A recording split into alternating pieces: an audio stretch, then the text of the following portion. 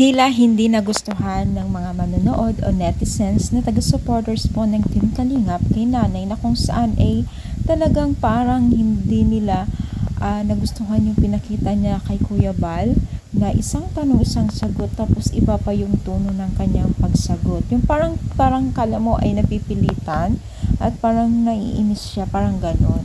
So dahil dito po ay nananawagan ng mga netizens na tila i-stop or itigil na daw di umano ang pagtulong sa kanila dahil tila daw walang pagbabago ang kanilang mga pagkilos o pagkikisama, pagkikitungo sa Team Kalingap. At marami pang nakapansin na tila daw si Nanay din ay may problema din sa kanyang kinikilos. No? Parang mo ay hindi na daw nakakapagtaka kung ganito ang behavior ng kanyang mga anak dahil ganyan din daw itong si Nanay.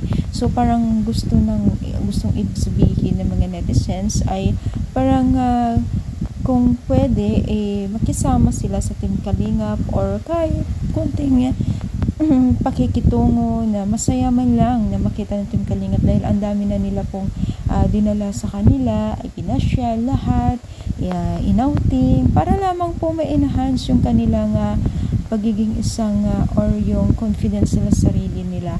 Pero wala, parang nahihirapan na ang Team Kalingap. Ganun din po ang mga manonood ng Team Kalingap na mas marami pa daw ang pwedeng deserve o magkaroon ng tulungan or tutulungan Team Kalingap na hindi lang sila dahil parang wala naman daw po nangyayari.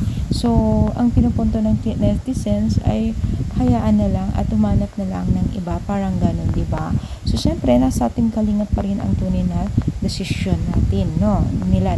So ano masasabi ninyo? Pansin nyo rin po ba itong si Nanay na ganun ang kinikilos? I-comment down pala po ang ating